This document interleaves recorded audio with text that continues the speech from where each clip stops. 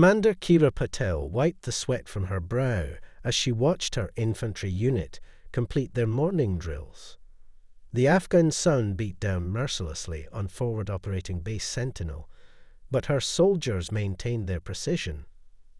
6 months into their deployment, and they moved like a well-oiled machine.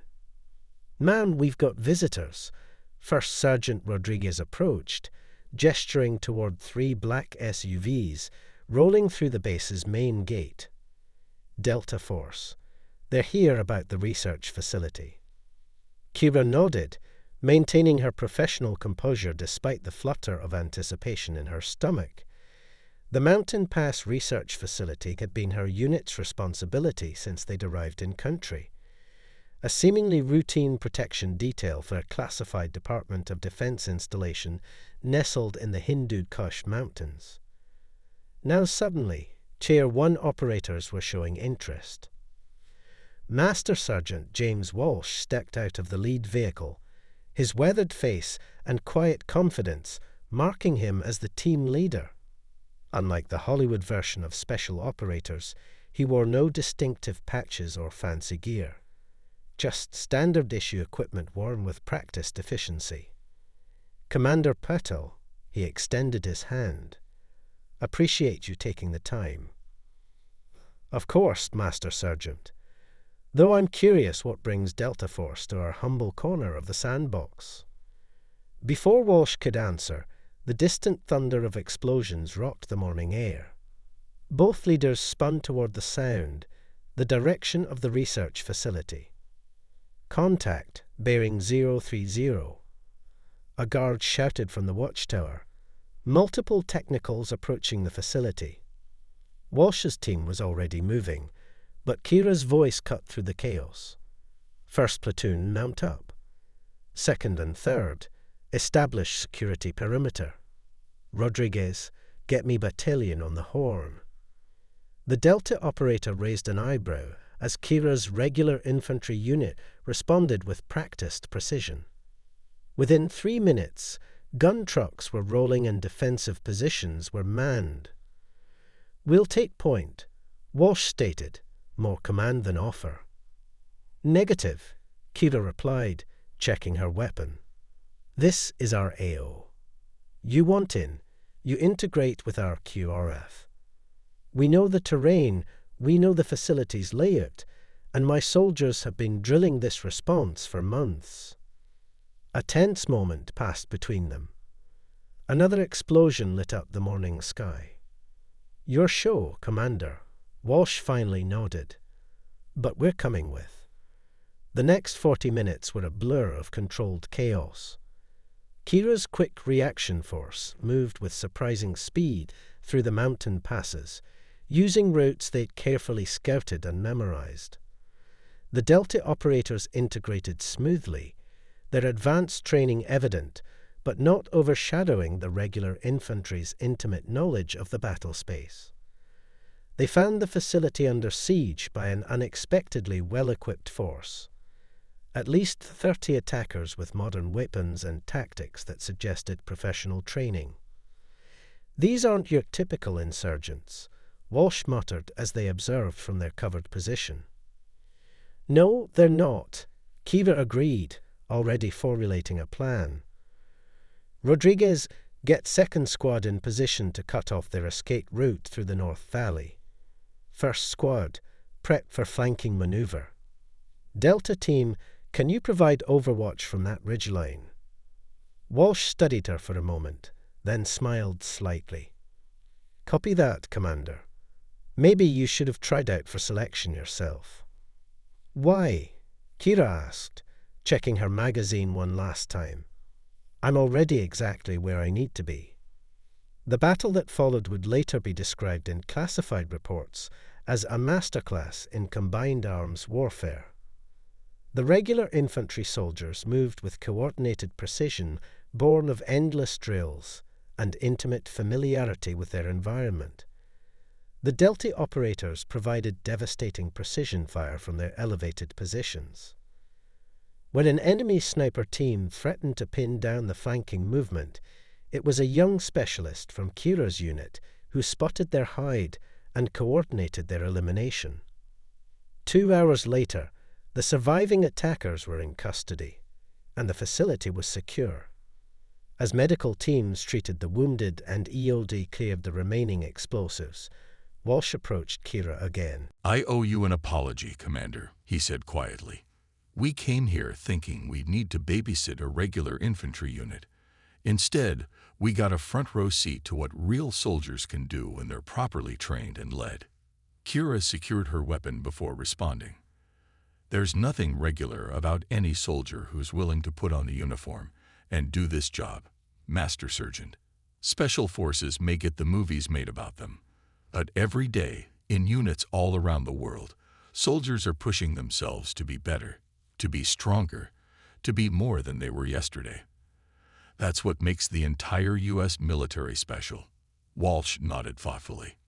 "Well, we're about to test that theory. That attack wasn't random.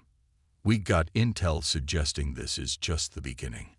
And what's stored in that facility is worth more than either of us probably realize."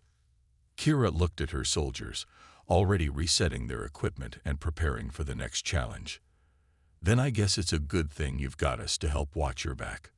The sun set over the Hindu Kush Mountains, casting long shadows across forward operating Base Sentinel.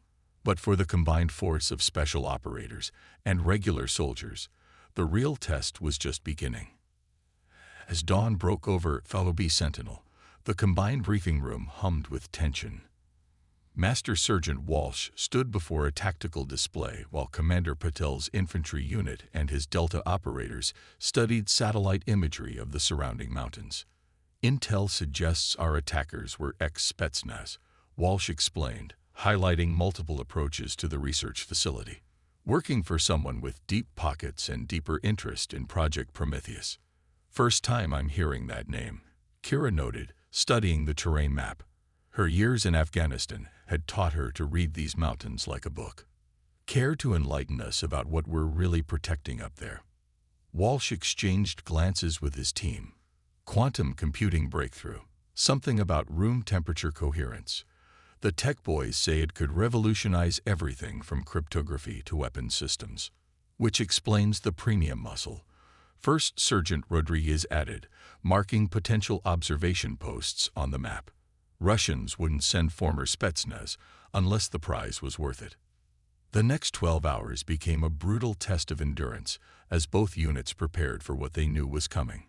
Walsh's Delta team ran the infantry soldiers through advanced close-quarters battle drills, while Kira's veterans shared their intimate knowledge of the local terrain features and tribal dynamics.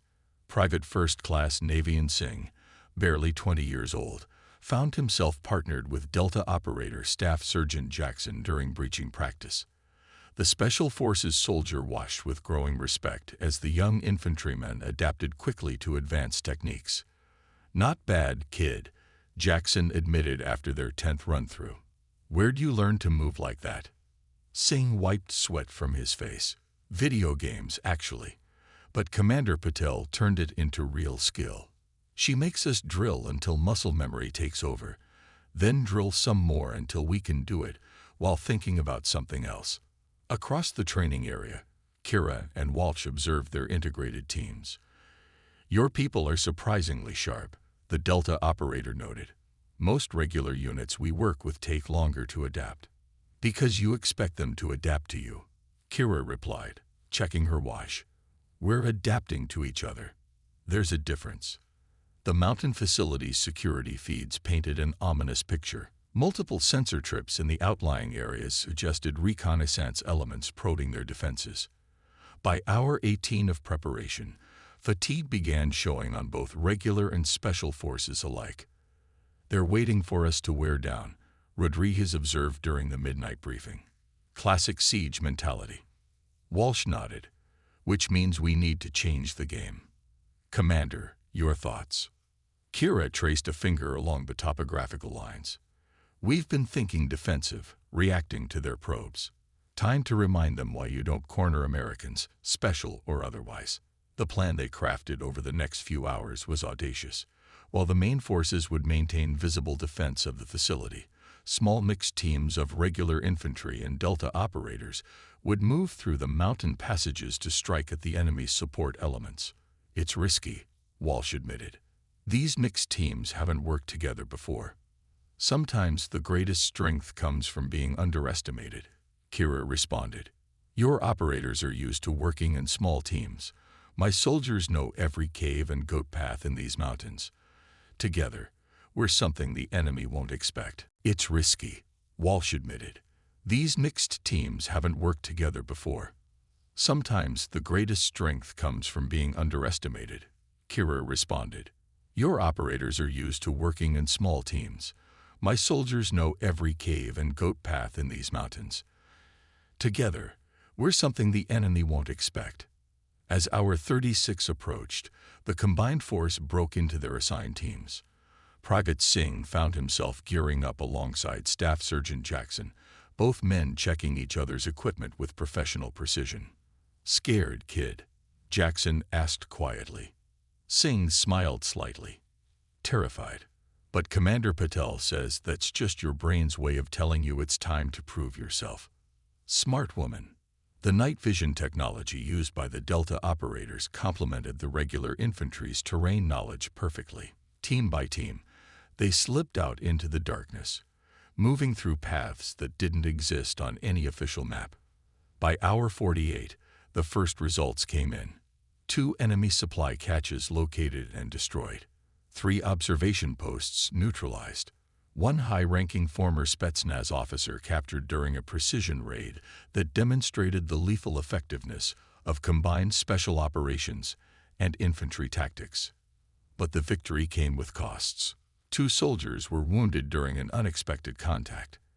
As Kira helped load them onto the Mi-DVHC helicopter, she noticed something odd about their captured equipment. Walsh, she called out, holding up an encrypted radio. These markings, they're not Russian. The Delta operator examined the device, his expression darkening. Chinese military. High-end stuff. So the Russians are working with the Chinese. Or someone wants us to think they are. Walsh pocketed the radio. The game just got bigger, Commander. As they approached Hour 72 of continuous operations, both regular soldiers and special operators moved with the slow precision of exhausted professionals. But their integrated effectiveness had only grown stronger. During a brief rest period, Walsh found Kira checking on her troops. You know what makes Delta Force special? He asked unexpectedly. I assumed that was classified. She smiled tiredly. It's not the training, though that helps. It's not the equipment. It's the mindset, the absolute refusal to accept limitations. He looked meaningfully at her soldiers, still maintaining security despite their exhaustion. Seems to me that mindset isn't as rare as some people think. Before Kira could respond, the facility's alarm systems erupted into chaos. Multiple breaches detected simultaneously. But this time, as regular infantry and special operators rushed to their positions, they moved as one seamless unit. The real test was about to begin. The research facility's emergency lighting cast eerie red shadows as combined teams of infantry and Delta operators moved through the corridors. Multiple breach points meant splitting their forces, a dangerous proposition even with their newfound cohesion. Status report. Kira's voice crackled over the encrypted channel. West Wing clear, Rodriguez responded. But they left us some presents. EOD's working on them now. East Wing has signs of forced entry, Walsh added. But no contact. They're hurting us somewhere. Private Singh and Staff Sergeant Jackson moved carefully through the facility's lower levels, covering each other with practiced efficiency. 3 days of continuous operations had stripped away any remaining barriers between regular infantry and special operations. Now there were just soldiers, moving with shared purpose. Movement, Singh whispered, his rifle trained on a shadow. 10 o'clock, behind the server banks. Jackson nodded, impressed again by the young soldiers' situational awareness, ready to show them what regular infantry can do. The firefight that erupted was brief but intense. The attackers moved with cybernetic precision, their movements enhanced by what appeared to be experimental exoskeletons. But they hadn't counted on the lethal combination of Delta experience and infantry adaptability. "Control, this is Echo 2, Jackson reported after securing the area. "You're gonna want to see this." The captured attacker's exoskeleton bore no military markings, but its technology was decades ahead of anything officially fielded. More disturbing were the neural interfaces surgically embedded in the unconscious soldier's skull. This isn't about stealing quantum computing research, Kira realized, studying the evidence. They already have something more advanced. They're here to destroy the evidence of what they've created. Makes sense. Walsh agreed. Quantum computing is yesterday's news if they've managed to create enhanced soldiers. The question is, who are they? Before anyone could respond, the facility's lights flickered and died. Emergency systems failed to activate. In the pitch darkness, something moved with inhuman speed through the corridors. Night vision. Walsh barked, but the command came too late. The enhanced soldiers had planned for this, using sophisticated jamming equipment to render modern optical systems useless. In the darkness, regular infantry and special operators alike were reduced to their most basic senses. That's when Kira's endless drilling proved its worth. "Remember your blindfold training." Her voice cut through the chaos. For months, she'd made her soldiers practice operations while blindfolded, developing their other senses. What had seemed like paranoid preparation now meant survival. The next 20 minutes became a testament to human adaptability. Unable to rely on technology, the combined force fell back on fundamental skills. They used sound, touch, and intuition to fight an enemy they couldn't see. Regular infantry soldiers shared hand signals developed during months of mountain warfare, while Delta operators contributed their close-quarters expertise. Pragat Singh found himself back-to-back with Jackson, defending a critical junction. 6 hostiles, he whispered, counting footsteps.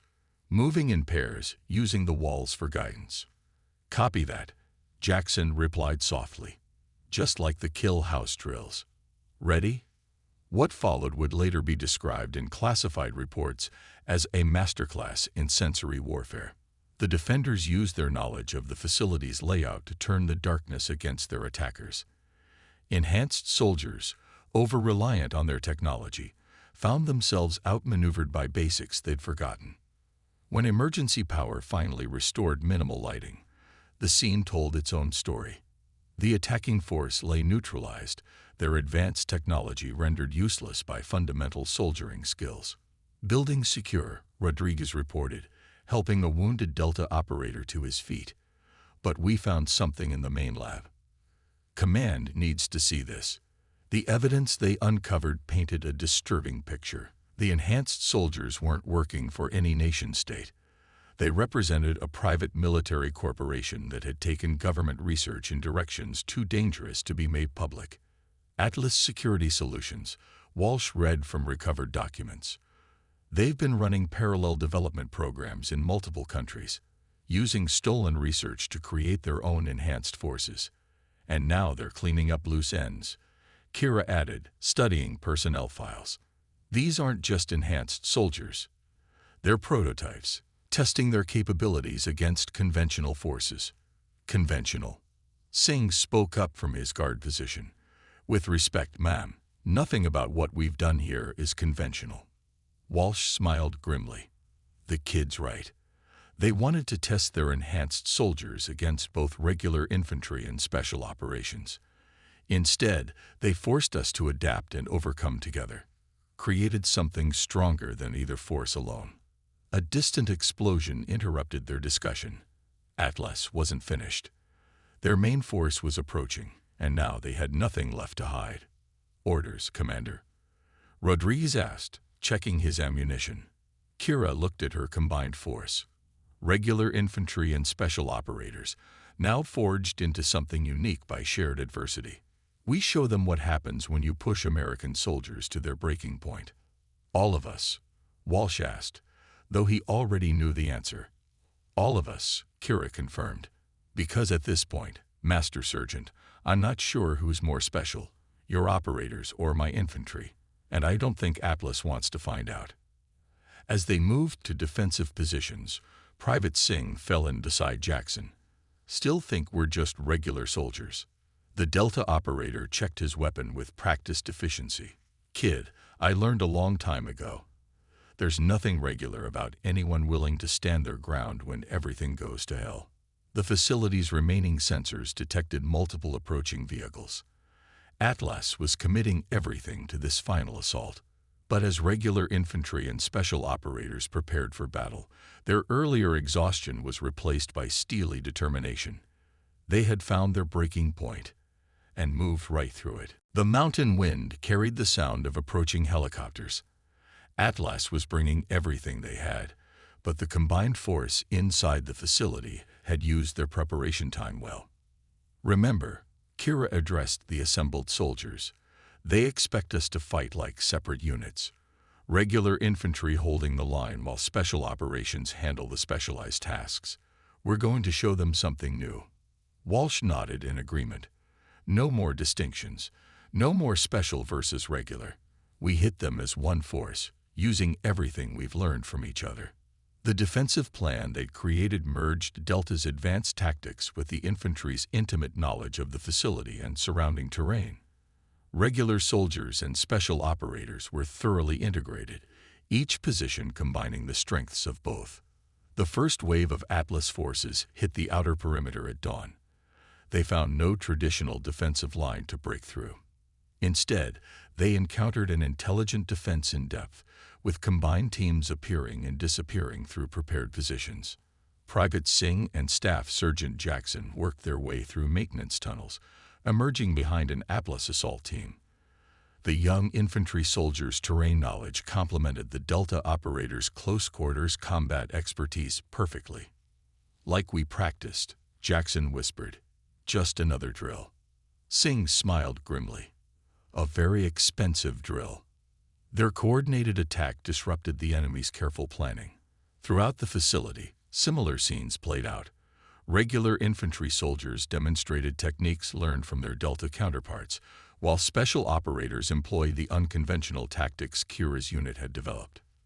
"They're adapting," Rodriguez reported after repelling another assault, "changing their enhanced soldiers' programming to account for our combined tactics."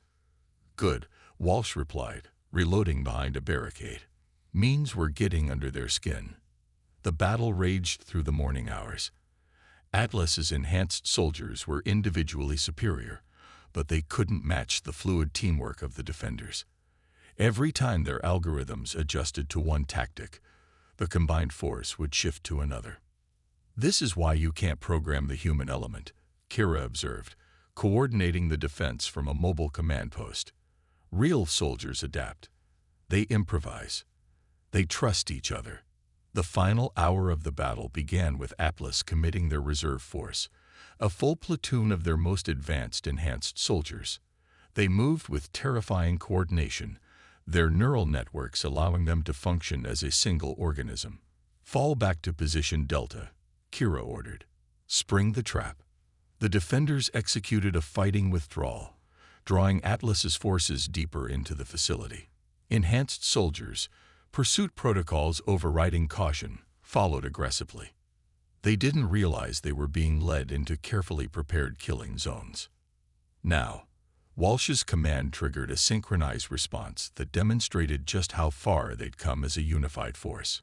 Regular infantry soldiers emerged from hidden positions, employing close-quarters battle techniques learned from Delta to split the enemy formation. Special operators then struck from multiple angles, using the unconventional approaches Kira's soldiers had shown them. Private Singh found himself fighting alongside Jackson as they held a crucial corridor. The young soldier's movements now matched the Delta operator's precision, while Jackson had adopted the adaptive fluidity of the infantry. "They don't understand," Singh said between bursts of fire. "You can't program what we've become." "No," Jackson agreed.